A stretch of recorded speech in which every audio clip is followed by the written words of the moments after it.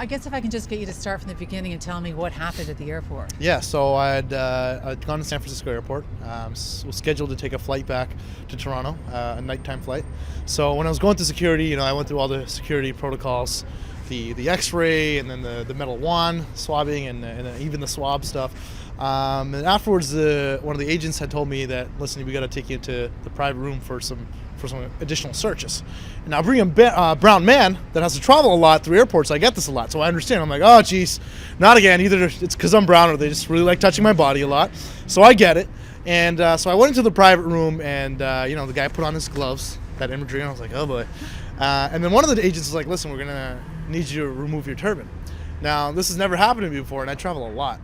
And I was like, I would rather not, because I got a flight to catch, and I just don't want to have to deal with that inconvenience. Could you just pat me down just like any other of my article of clothing? It's just, at the end of the day, it's just cloth, so I'm sure you can feel through it.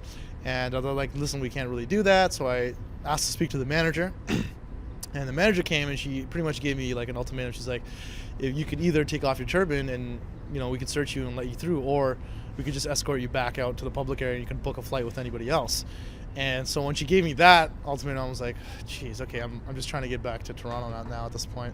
So I took off my turban, and they put it in a tray, and they ran it through, which was like funny imagery. It's just my turban running through the X-ray after they'd already X-rayed it and then done all those security measures.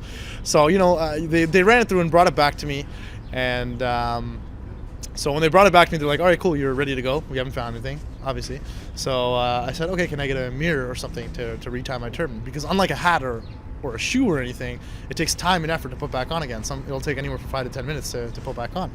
And the attitude that I got from the TSA agents was like, listen, we don't provide mirrors.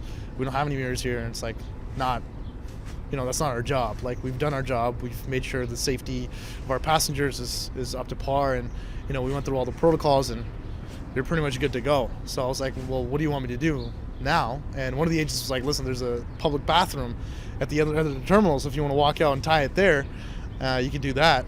And so it was kind of a little bit insensitive in that matter, because I was like, you had asked me to come into a private room to undress, but you want me to walk out undressed again so I can go to a bathroom and retie my turban, which kind of defeats the purpose of taking me to a private room in the first place.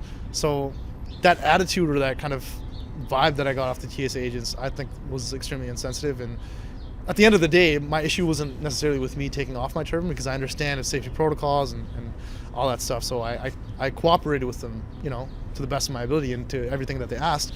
But when I asked for a simple request to get a mirror or something, it was necessarily like, hey, you're not our problem anymore. Like, you can go ahead, and like, this is not our issue. Like, we've done our job, and you can go to a bathroom and tie it. So I know for you specifically, because you've gone sort of both ways on it, but yeah. for someone who, can you explain to me what that might have been, that feeling might have been like? It's embarrassing. It's fully embarrassing. It's demoralizing, and it's something that I don't wish like anybody should have to go through. Like, it's just like, when I mean it's completely demoralizing, it really is, because it's having to walk throughout the airport with your hair out, with your turban out, is not something that I wish anybody to have to go through, because I know how that feels, and I know how other sick men or anybody that wears a cultural or religious headgear would feel about that. The response that you've been getting on social media has been overwhelmingly supportive, and yet there have been a couple of tweets.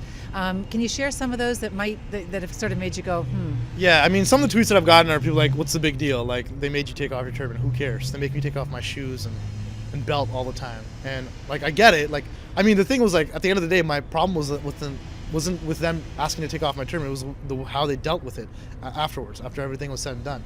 And another thing is, like, taking off a turban is not like taking off a hat. You can't just put it back on. Like, it needs time and effort to put back on again. So, I mean, when I get responses like that, it's kind of hard to make others understand how it feels if you're not looking, because they're just going to look at it as an article of clothing, whereas a lot of people from my community look at it much more than that.